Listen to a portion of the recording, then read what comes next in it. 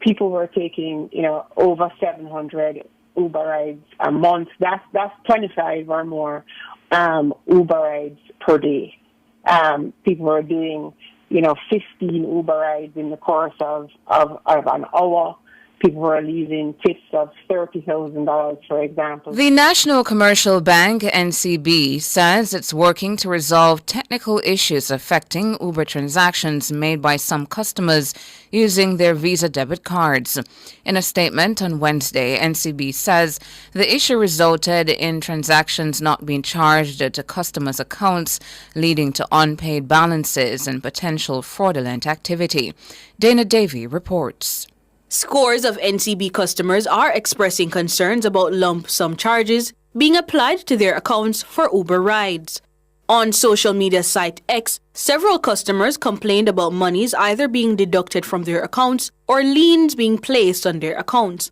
A lien is a claim or legal right to a debtor's property or other assets. Some social media users shared screenshots of their accounts with liens ranging from over $300,000 to $1 million.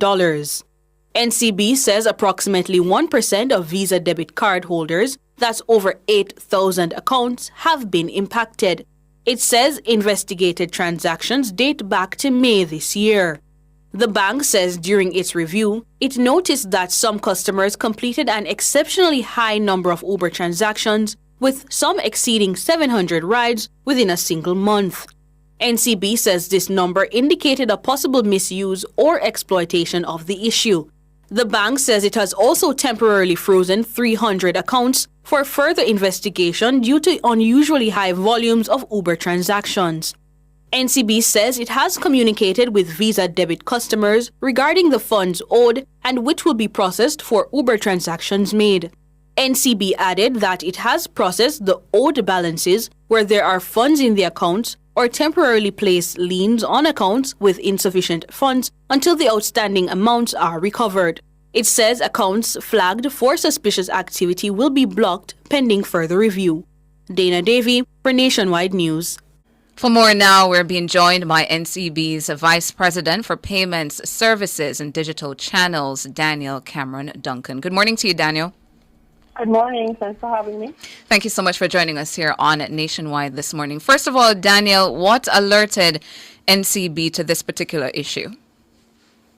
A few different things. I mean, I think it's important to say that typically a credit transaction is not a new transaction. So everyday merchants will credit customers for either goods that weren't received or goods that have been returned. So we don't typically track credit transactions. What we did see in the last several months is an uptick in the number of credit transactions that were occurring, particularly on the Uber merchant transaction base.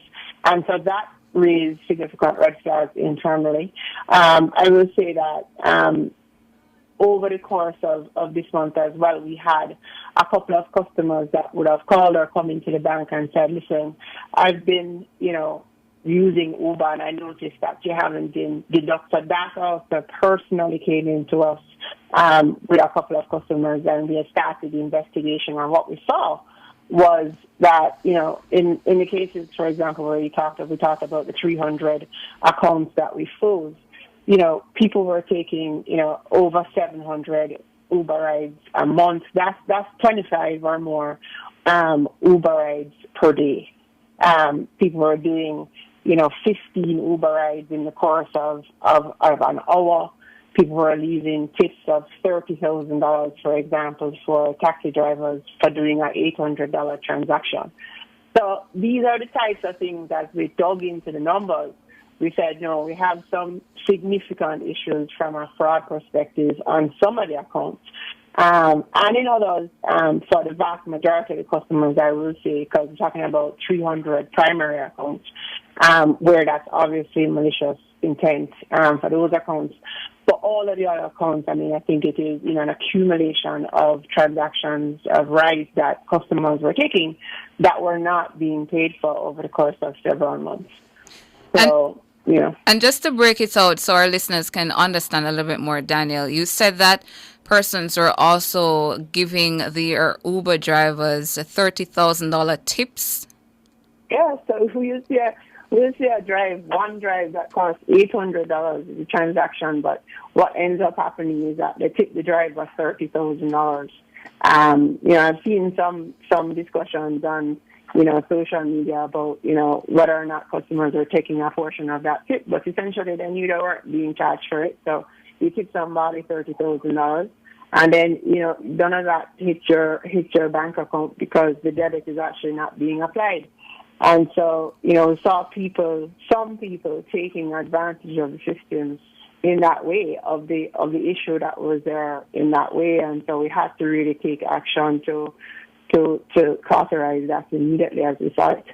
So when they make the $30,000 tip and it's reversed, that money goes back to their account that they didn't have before.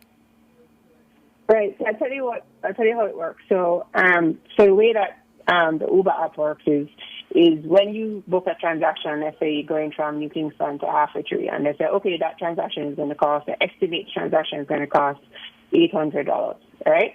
So they do a debit to your account for that $800.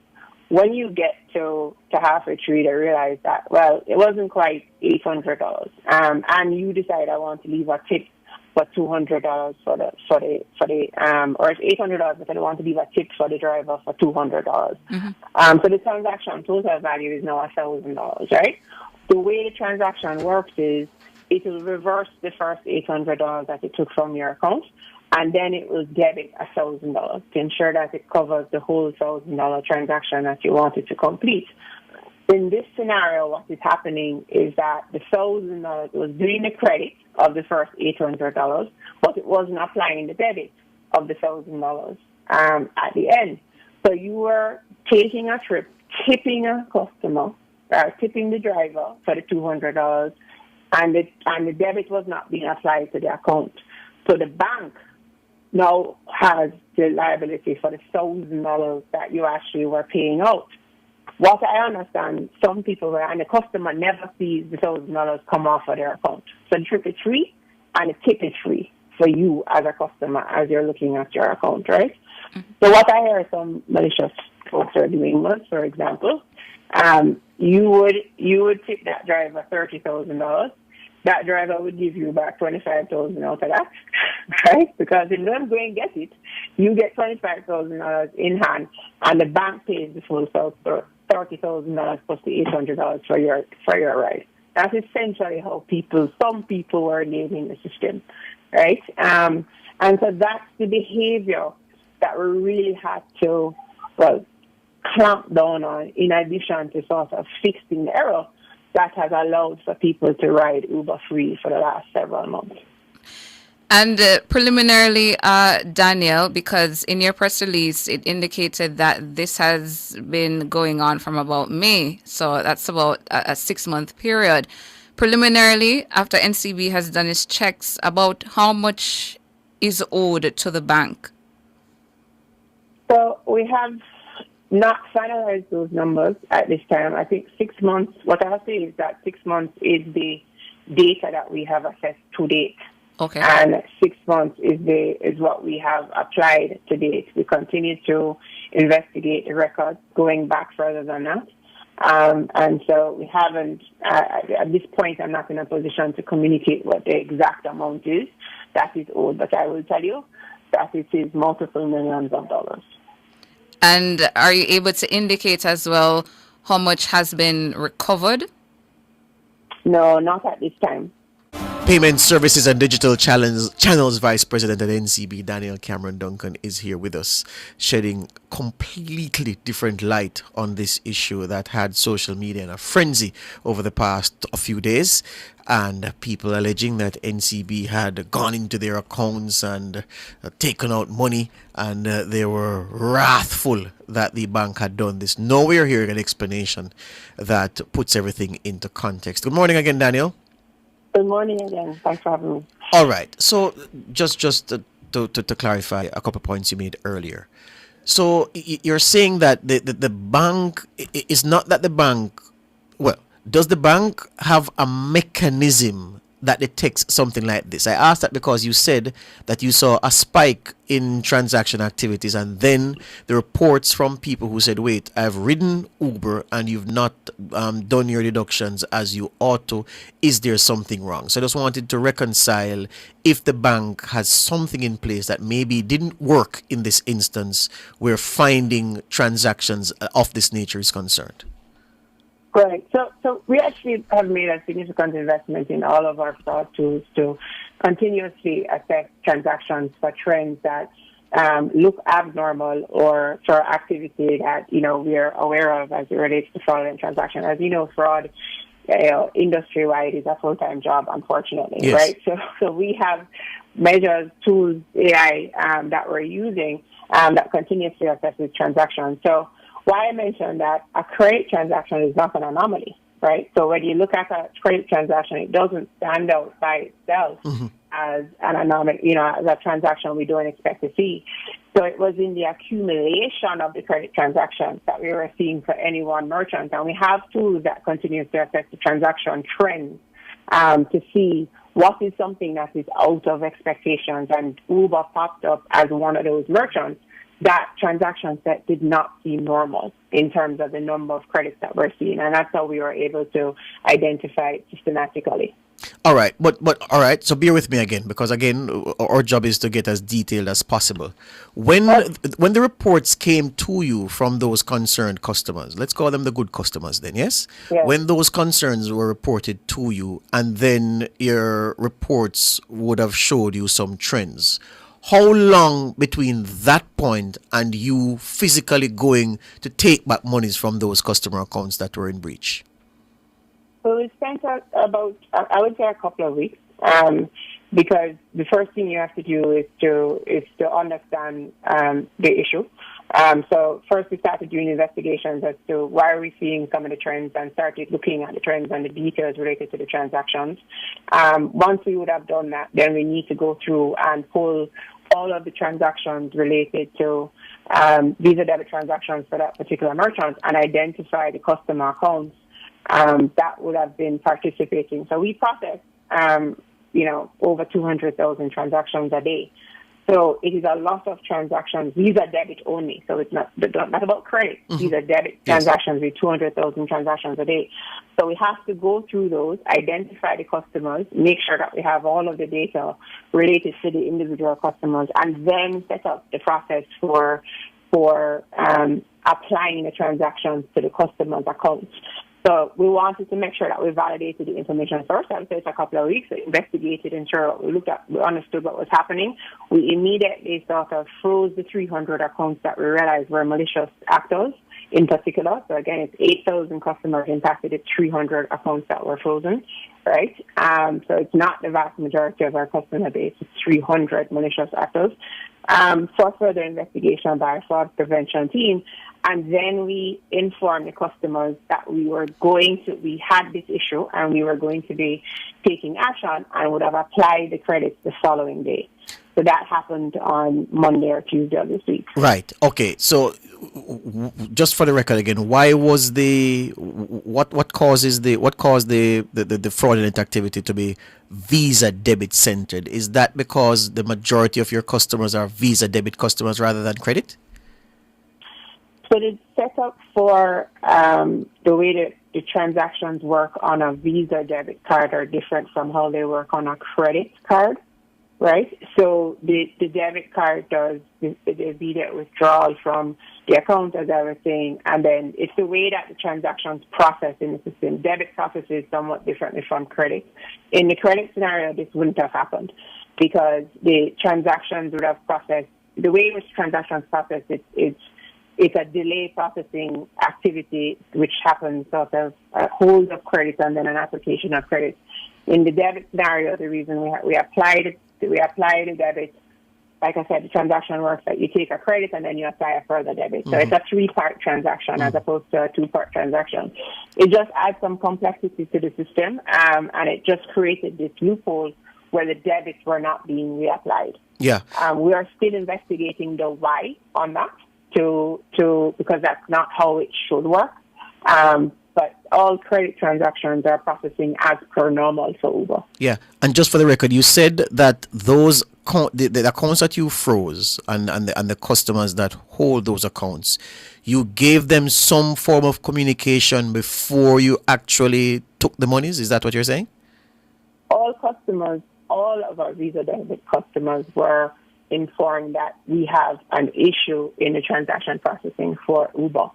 And we were investigating and we would be taking action accordingly. All Visa debit customers, whether or not it was the specific customers in question or not, we did not, before taking the money out, obviously tell people that we're going to take the money out. I mean, I was looking at some discussions the other day. As soon as people started seeing the credits, they went to the ABM and withdraw all the cash. So that's not something in a fraud scenario that we typically, or in these scenarios that we would typically tell customers we're going to do ahead of it. We'll inform them as soon as possible thereafter. So what we did was we sent a general email to all of our customers to say, listen, there's an issue. We are investigating this. We are going to take action. But we didn't specifically say tomorrow we're going to credit the accounts for the difference. We then would have gone through the process of then notifying individual customers. But what we're saying to customers is, look, call us or email us at cem@jncb.com if you have any questions about the transactions that have been placed. The way that we posted the transactions to the account is we did them per individual transaction that was conducted to assist the customer in reconciling the trips that they took against the amounts that have been applied. So when you look at the postings that are in the account, you will see the dollar value for the transaction, you will see the date that you took the ride, you will see the transaction receipt, right, for that. So you can go back and look in your app and say, okay, yeah, I did travel that day, I did travel this day, I did travel that day. These are the specific days you didn't travel and you traveled on the amount. So we did it in that way to assist customers in the reconciliation. If there are still questions with that reconciliation, we are encouraging customers to email us at cem@jncb.com, and we're very willing to work through those details with you as well. Yeah. And I think it's important because I know you have it with me, that I want to say this as well. There are 300 customers that we know are actively malicious or are investigating out of their behavior, right? There are 7,700 customers that were riding as normal, right? And riding Uber and not being charged to ride Uber. We understand that an accumulation of transactions over 6 months can add up. Yeah. And those customers may not be in a position to pay that full balance off at one time. We're willing to look at that at an individual customer level. We're saying to you, reach out to us at cem@jncb.com. We are willing to look at payment options, right? Because understood, the charges are not being applied. You are not keeping track of it. An accumulated balance for all of the rides that you took over 6 months is now greater than you can afford to pay at one time. We are willing to work with you. Email us at cem@jncb.com. And just to clarify, because that would have been my next question about those. I saw one for was it a $1 million lien, Tana? Yeah. That's ridiculous. But anyway, so for these big amounts that you are owed, you're saying that while you will be willing to discuss a payment arrangement, it is NCB's intention to recoup every last dollar. Is that correct? That's correct. And the amounts owed, Daniel, range from a low of what to a high of what? Because as Georgia said, we were seeing a screenshot with a lien of over $1 million. Yeah, I mean, so it's harder for me to say that. I mean, if you're not a regular Uber driver, right, user, right, you probably took one transaction. If you took one transaction in 6 months, then you have an $800 amount owed. If you took, again, I did the math on sort of $1 million worth of transaction divided by 800. I think it's something like 200 transactions a month, over 200 trips a month over the last 4 months. Then you have a higher bill, right? For the number of transactions that you've done. So like I said, we have some people that have, 700 plus transactions done a month. So it really varies. It really can go from one transaction, and I suspect you will not hear from those people, to, people that are doing, apparently 700 plus transactions a month. You will owe over $1 million. Yeah. Daniel, do things like these, for those who will have to submit themselves to discussing a payment plan with you, and for those who you've taken all your money back from already, do things like these damage the standing of those customers with the bank, long, medium term? So for non-fraudulent activity, I would say no. What has to happen is, once we've worked through with the customer a payment plan, then it has no impact on your credit scoring or your relationship with the bank. Outstanding debts, however, which this will count as, that are not addressed through an arrangement with the bank, will have an impact on the customer's credit. So that's why I'm encouraging people to reach out to us to work through a plan, because once we've worked through that plan and you're fulfilling your commitments with that plan, then there is no impact on either your relationship or your credit scores. And accept this hypothetical, because I think it's necessary. If, for instance, the $1 million customer doesn't come in 4 months, 6 months to discuss this payment plan, does NCB reserve the right to take active steps to find that person and to get their cash by whatever means the law allows? Yes, so that will turn into a regular debt collection activity. Okay, and you reserve that right for any of the accounts under discussion? Absolutely. I mean, that all outstanding debt falls under the regular debt collection activity. Hear you on that. Thank you for your time this morning, Daniel. All the best. Thank you as well. Take care. Daniel Cameron Duncan, NCB's Vice President in charge of Payment Services and Digital Channels.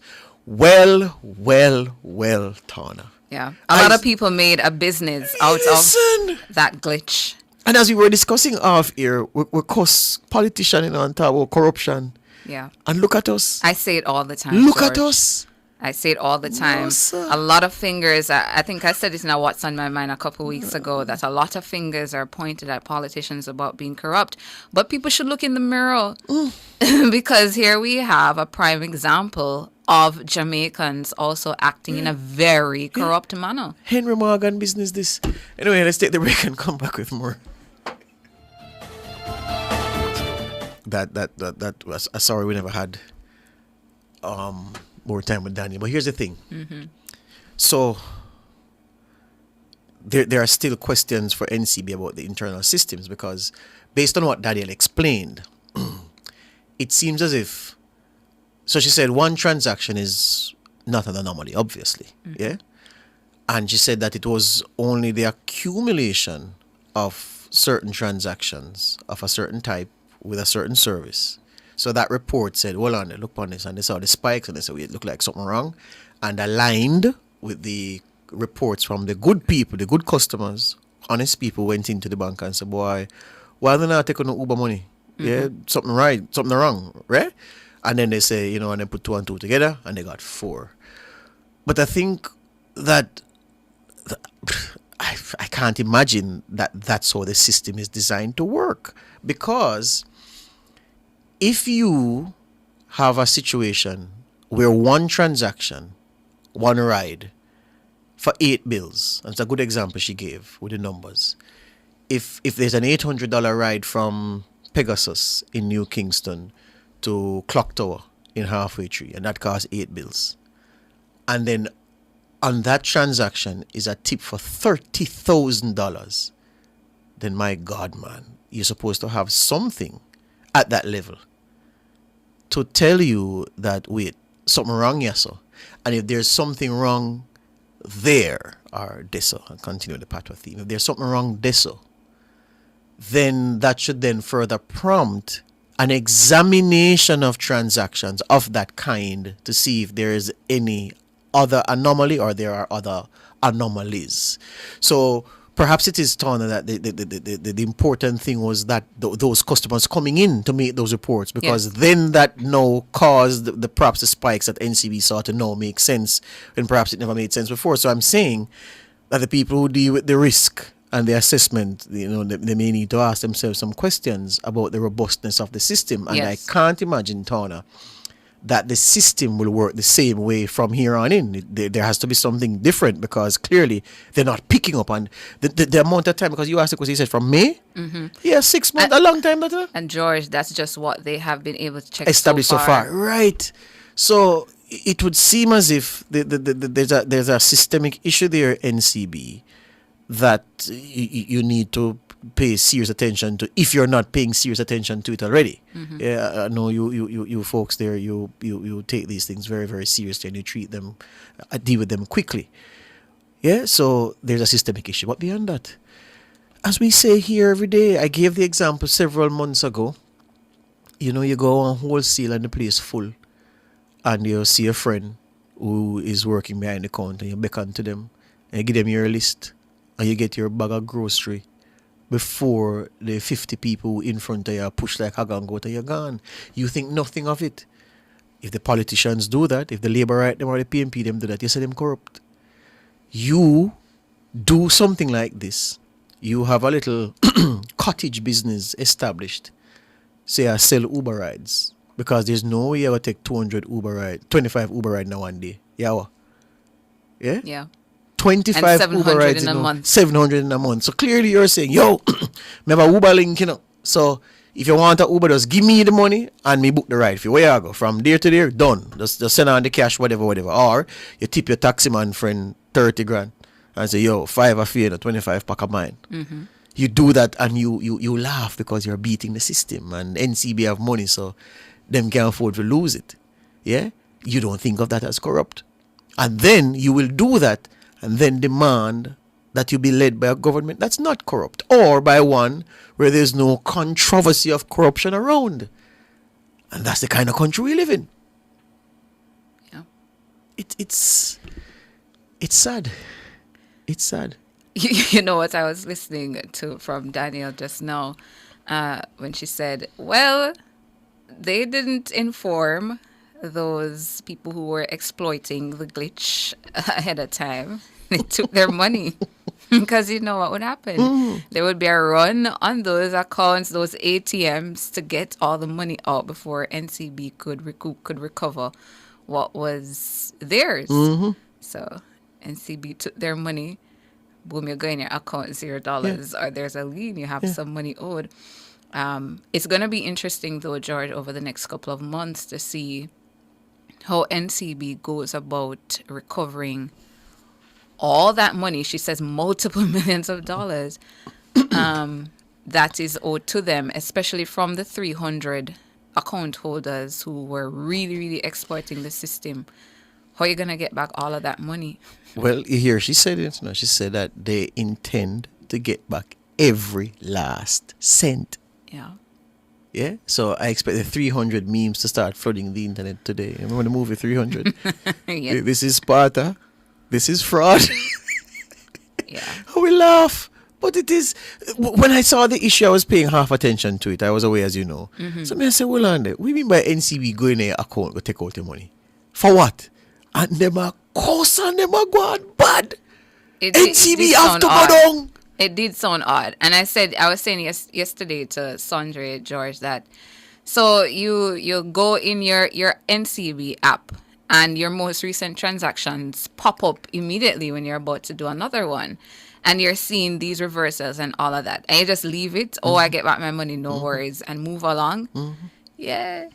You're a thief too. Yeah, I was out, and I think one of our friends on social media, Oral said, no, stop the damn nonsense, George. Politicians may hold higher level of accountability than the commentators. So yeah, Oral, that's true. But I'm just saying, Oral, that the people who fume and wrath about corruption, they themselves see nothing wrong with the things that make their life easier. And you're a principal, and your friend son, to get the grades to go to the high school where you want, But him come to you and say, boy, I do a thing. And you say, yeah, man, bring him in. Ahead of other students who have better credentials who apply to you for the transfer. You know, give them because you say, boy, your school full. But you take your friend's son who's way below that level. These are the things I'm talking about. And I'm also saying that we have to ask ourselves the question. Is it okay to take from people who we believe they have money? That's another thing as well, you know.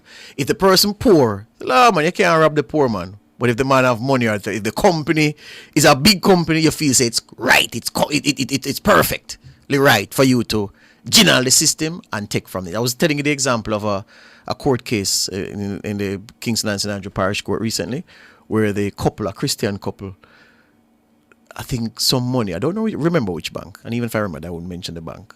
They transferred like 6 million to their account by accident. And according to the court, one of our good friends did the report from Galena.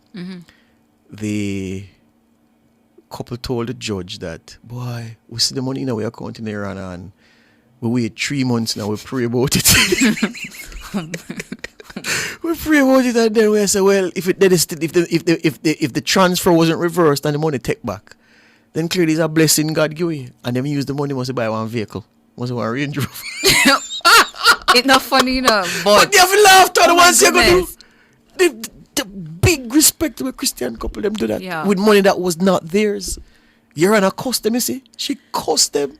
George, 3 months. Yes, and then rather than go to the bank and call the bank. Then pray about it. Oh, pray about it at night time. God, if this is for us, please make it remain.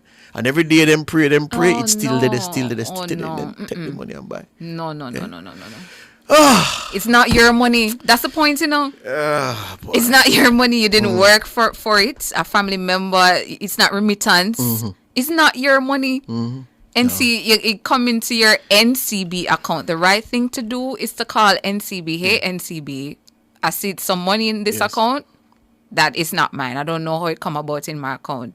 Yeah, but I don't want it to know, because you see, just like the fraudulent Uber people now. Well, let me put it this way: the fraudulent customers of NCB who exploited NCB's glitch. Yeah, it has caught up on you now. Yeah. It's not your money. Yep. You took the money and see what happened to you now. Oh boy. When money comes into your account and it's not yours, whichever financial institution you're banking with, it's not a blessing. It's not a blessing. It's not your money. It's the bank's money.